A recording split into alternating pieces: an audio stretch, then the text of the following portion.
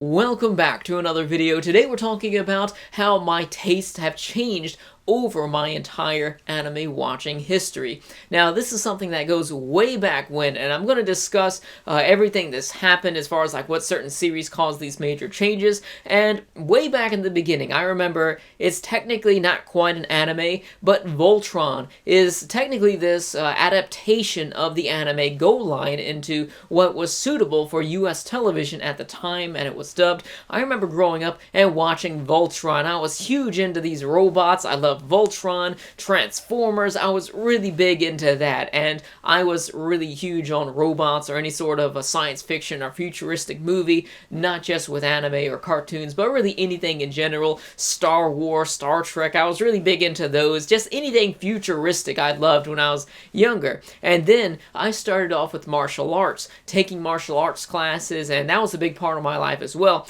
And that got me turned on to watching martial arts film. I remember it was like this for most of my teenage years, where I would always go up to the Blockbuster or wherever and rent some Jet Li, Jackie Chan, Bruce Lee, all sorts of martial arts movies, and I really loved it. And eventually that moved on to samurai movies as well, with Sony Chiba and Toshiro Mifune eventually. And then of course in high school, someone introduced me to anime. I had my neighbor, I would go over to his house and watch anime, and you guessed it, Rurouni Kenshin and also Gundam Wing. They were on Toonami back then, and I really enjoyed what a few random episodes I saw of that, just because of the themes, the samurai setting, and also with the robots there. I really loved both from what I saw, even though I knew little about anime. And then eventually I had this friend in high school. He let me borrow it was Samurai X Trust and Betrayal. It was only the first half of that back on VHS, and I remember specifically losing my mind watching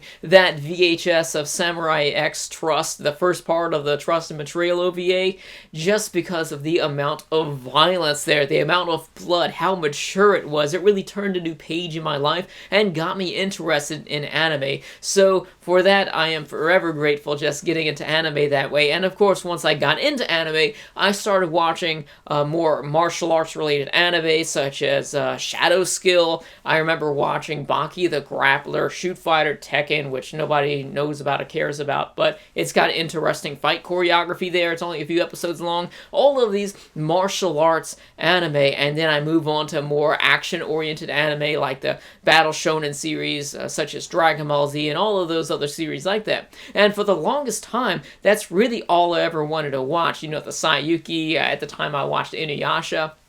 And then came along an anime series called Death Note, and Death Note really changed everything for me. Actually, I remember watching Full Metal Alchemist, and that's probably the closest thing that I saw as an anime that wasn't really this battle-heavy series, the original Full Metal, but I started switching over to stories that were anime that were more story-driven around the time of Death Note. I remember watching that, and I was really blown away by that. I was very skeptical at first with Death Note because it was a story-driven series about characters and their development. It was more psychological, as it had a lot of suspense to it, and I thought it was just people writing in a book, and I didn't think it would be exciting until I watched the live-action movie. From then, I started watching the anime because I liked that movie, and I was hooked on that anime. I could not even take a breath between going to that next episode and just watching all of it. I watched it so much. I rewatched it a lot of times too. I really enjoyed Death Note, and that opened up my eyes to stories that are not action-oriented, and because of that, that was probably the largest change in my anime watching history. So for the longest time, I just wanted to watch these anime that were just action-oriented, and I understand a lot of people feel that way about it, but I think after a while, comes a time where you have to experience something that will change your views and open up your mind to experience more anime out there. And also, I remember really enjoying how smart the characters were in Death Note, so that led me to other series with really smart characters that were almost anti-heroes, such as you have your Lelouch in Code Geass, and then you also had Eden of the East with Akira Takizawa. I always compare them just because it's someone standing up and using this ability that is abnormal and just changing the world around them. And Eden of the East was a bit more realistic with that, but I enjoyed the smarter characters, and then I started just switching over to more slice of life, even watching some shoujo series such as Fruit Baskets and I think Chobits. Can't remember off the top of my head if that's actually a shoujo or not, but those two series really opened up my eyes to the slice of life genre, and from there it was just wildfire because I was interested in every type of anime. I still have yet to write the chapter in my book about sports anime, but I have it hot and ready to watch. That is Hajime no Ippo. Whenever I start watching that, that may be the anime that gets me turned on to sports. Just haven't had the opportunity to get into that yet, just because there are so many other anime that I've been watching and I need to watch. So because of many of these series, I had this expanding hunger for knowledge and this hunger for experience with anime, just to watch all these different shows, and then it eventually led me back to where I was at square one with the robot shows, with the mecha, as of course with anime, because I started getting back into older anime again, something just a little bit older, and I started watching older anime with Fist of the North Star, actually going back and watching all of these older series, because for the longest time I really couldn't watch older anime. It was something that the animation to it really just got to me and I couldn't really handle it, but something about Fist of the North Star, just marathoning through that all, it flipped this switch in my mind where I was able to tolerate the older animation, and from there I went back to watching some Gundam and watching a lot of the older anime from the 80s, and now because of that, because of Fist of the North Star, I have this special place in my heart for the 80s animation. I can appreciate how raw and gritty it is. It's something that's much more personal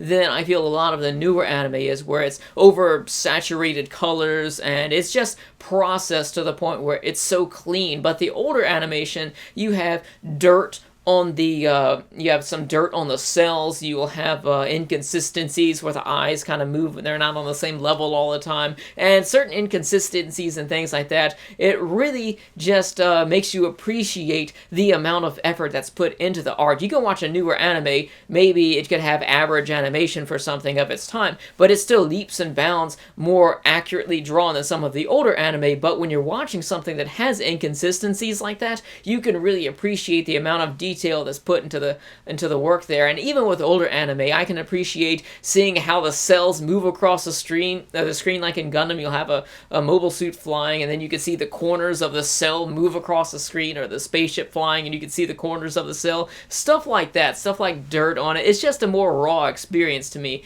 Kind of like with people who like to listen to records instead of CDs or anything, just because it's a more raw and personal experience that way. That's the way that I feel about 80s animation. So I have to thank all of these anime out there for getting me turned on to all of these other anime out there. I know a lot of you out there have noticed that I've become much stricter in my reviews and try and become a more accurate reviewer of the anime, and I notice a lot of you have wondered why.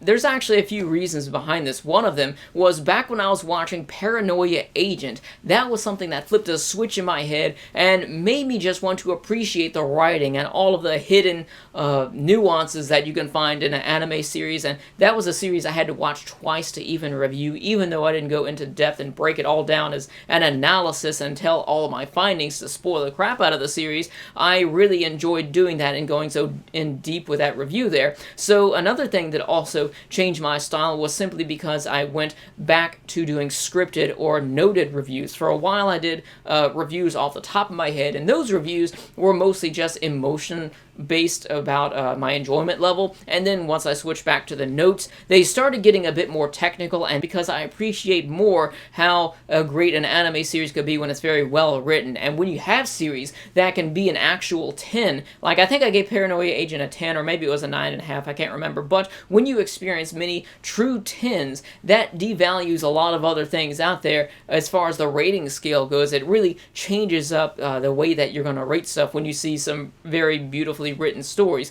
There's also a few other things, such as TV shows, such as, I remember around the same time I was watching Game of Thrones and House of Cards. These shows really made me crave much more depth in a story of anime, and of course, the friends that I have, the friends that I talk to. I have some really great friends, and we're interested in some anime that we could really break down and analyze, like my friend I watched Angel's Egg with her, and we were just going all out about talking about some of the stuff we found, and then some of my other friends, we were just talking about all of our findings with it, and it's really great to have people that have a similar taste in anime. And I remember for the longest time I had friends that were only interested in shonen series, so it wasn't really until I started gathering people who were more interested in these deeper plots and the or more well-written anime that I can really see that flourish, because we can bounce ideas off of each other. We can share not really stories, but series with each other and recommendations. So it's really something that pushes my interest forward in these deeper anime series that have greater stories. My journey in anime has been an amazing experience, a roller coaster of emotions, trying all of these different series, and from one series spreading my interest into another. I'll never see them all, and I'll probably never see the best of them all, but just to experience a small fraction of all of these different genres as of today has left me with this great experience of memories of all of these different series, beautiful writing, and something that really carries over in my life as a person who has such a more refined taste in something with a lot of experience. It's something that carries over to movies or books or anything with a good story. It's really filled, or actually made me hunger more for something with a great story to it. And it's something that, like I said, has affected my life, has affected me as a person, and really made and spread my interest, not only of anime, but my hunger for a great story. Let me know in the comment section below how your history of anime has changed, how your tastes have changed, depending on series that you watch, and also what series made you feel differently about anime as a whole. And of course, as always, thanks for watching. Thanks for your support with the likes and comments. Be sure to check out my Patreon page to get my videos as soon as possible, and I'll see you next time.